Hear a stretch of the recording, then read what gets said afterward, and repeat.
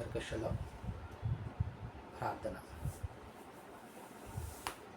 అద్భుతకరుడ, ఆశ్చర్యకరుడ, ఆలోచనకర్త, అల్పయోమేగన తండ్రి, ఉన్నవాడు అనువాడు, నిరంతరం జీవించుచు ఉన్నవాడు, అనునిత్యము వేలాది దుత్తలతో పరిశుద్ధుడు పరిశుద్ధుడు పరిశుద్ధుడు అనే ప్రతిగానములతో పొగడపడుచున్న తండ్రి, మీ గానమైన నామములకు స్తుతులు స్తోత్రాలు చెల్లించుకోవటం.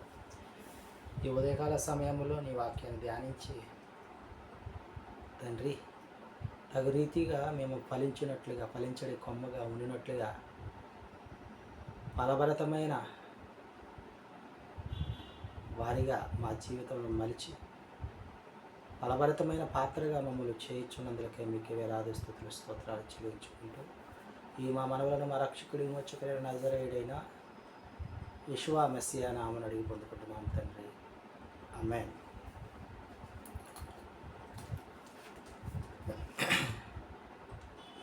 కాలమంతా ముగియుచుండే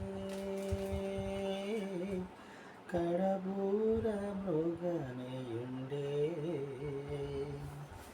కాలమంతా ముగియుచుండే కడబూర మృగనేయుండే, కన్నీరు తుడుచువేలా, కన్నీరు తుడుచువేలా ఆసన్నమాయేగా, ఎంతో ఆసన్నమాయేగా. భయపడకు భయపడకు, యెషువా నీ విడువడు.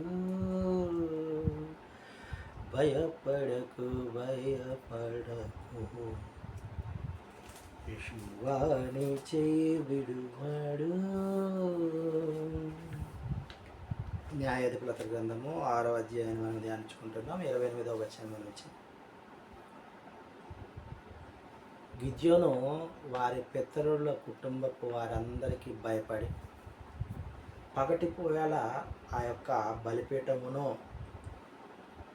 విగ్రహమును, దేవతా స్తంభమును రాత్రిపూట పడగొట్టినట్లుగా అది మనం గమనిస్తూ ఉన్నాం. అయితే ఈ విషయము వారందరూ విచారణ చేశారు. ఈ యొక్క బలిపీఠాన్ని, వారి బయలు యొక్క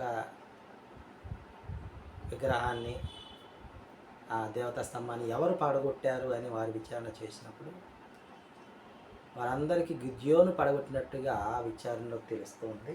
అప్పుడు వారందరూ కలిసి యెహోషువ దగ్గరకు, గిద్యోను తండ్రి అయిన యెహోషువ దగ్గరకు వచ్చి, నీ కుమారుడు ఇలాగా చేశాడు కాబట్టి వారికి మరణ శిక్షే మేలు అని చెప్పినప్పుడు, యెహోషువ అతనిని బయలుకు వదిలిపెట్టండి, అతనితో బయలు వాదించుకొననిమ్ము అని వారందరితో మరి చెప్పినట్లుగా చెప్పి, గిద్యోనికి ఎరుబ్బయలు అని వాదించువాడు అని పేరు పెట్టినట్లుగా ఈ అధ్యాయం మనం చూస్తున్నాం. ఆ తర్వాత మిద్యానీయులు, అమాలేకీయులు యెజ్రెయేలు మైదానంలో దిగి ఉండగా గిద్యోనును ఎలోహిము యొక్క ఆత్మ ఆవేశించాను, అంటే పూనుకొనెను. అప్పుడు గిద్యోను బోర ఊదినప్పుడు అబీయజరు కుటుంబపు వారు వస్తారు. ఆ తర్వాత దూతలను పంపి మనష్షే వారిని, అషేరు వారిని, జెబులూను వారిని, నఫ్తాలు వారిని పిలువనంపించినప్పుడు వారందరూ కూడా కూడి మరి గిద్యోను వద్దకు వచ్చినప్పుడు గిద్యోను అదోనే వారికి ఒక సూచక క్రియ మరి ఒకసారి అడుగుతూ ఉన్నాడు. నీవు నాతో ఉండి నాకు సహాయము చేస్తూ, నేను ఇజ్రాయేలును విడిపించడానికి నీవే నాకు సహాయం చేస్తున్నావని నేను ఎరగటానికి, నేను తెలుసుకోవడానికి ఒక సూచన క్రియ చేయమని అనినప్పుడు అది ఏంటంటే, నేలంతా పొడిగా ఉండాలి, ఈ గొర్రెబొచ్చు ఒకటి మాత్రము మంచు పడి తడవాలి అని అన్నప్పుడు, అదే విధముగా అదోనేవారు ఆ సూచక క్రియను జరిగించడం జరుగుతుంది. మరి ఒక మారు